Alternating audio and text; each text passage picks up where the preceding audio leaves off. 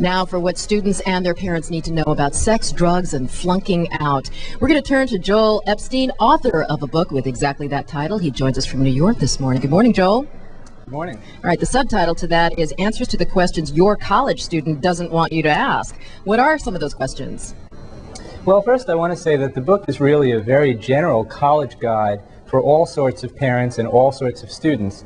It's the kind of book that you're going to want to get early in high school, actually, and that you're going to want to use almost as a Bible all the way through and well into the first couple of years of college. It's certainly got a great deal about drugs, about sexual activity, about college drinking, but it's also got a great deal of information about academic preparedness, about money matters, about paying for college. And I think it's, again, a very good general guide for college parents. All right, Joel, great pitch for the book, but let's get down and dirty here. You are very specific in this guideline. For example, when you talk about parents being proactive, for example, when a roommate problem comes up, you're pretty graphic here. You say parents should intervene in roommate conflicts, and then you talk about the serious issues of, say, a roommate threatening another roommate with a gun violation. Well, is that the kind of portrait that you're seeing kids going into college facing? I think the more common problems that roommates encounter are roommates who may be having a boyfriend or girlfriend over rather frequently. I've heard stories about college kids who have to endure their roommate and a girlfriend or boyfriend sitting around watching pornographic movies all the time. That's very difficult on a student. Similarly, drug use, pressures of that sort are very difficult for students.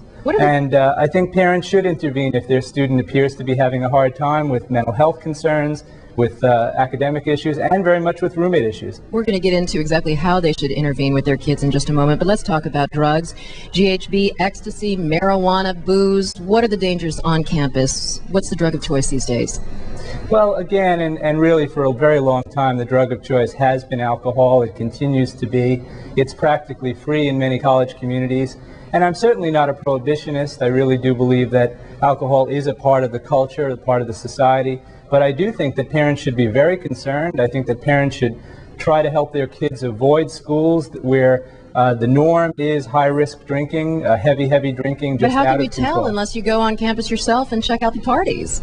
Well, that's exactly what I recommend in the book, that parents set aside some time and visit the campus with their son or daughter while school is in session. Very important. It's a nice opportunity for you to get to know or get reacquainted with your child who may have been quite distant from you for the last few years. But listen, you're asking parents to do that at a time in a child's life where it's all about finding your ultimate independence and living on your own and making your own mistakes. I mean, you're recommending that not only parents visit the campus, but they actually attend some of the initial classes, that they read the student newspaper.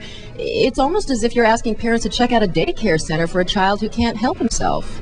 No, not really. I think what I'm really saying is that parents should be involved with their children in this very important life decision. It's the largest investment that most students and their parents will ever make outside of purchasing a house. I think you should be as best and as informed a consumer as you can about all of these issues. So how do you make it a welcoming experience then between parent and child? If the kid is saying, look, I don't want you there, this is embarrassing, how do parents build that bridge then? I think that parents should take a back seat during the college tour, but they should challenge their student with hard questions about individual responsibility and wise choices that the students are going to be making. Again, it's a very difficult time for many students, and I think parents who are candid with their kids about the fact that if they're partying all of the time, they're going to have a hard time making the grade academically. We're in a tough economic environment. I think parents that are speaking with their kids while in high school and junior high school and who continue that dialogue via email and frequent or perhaps some visits and phone conversations are going to serve themselves and serve the parent-child relationship very well.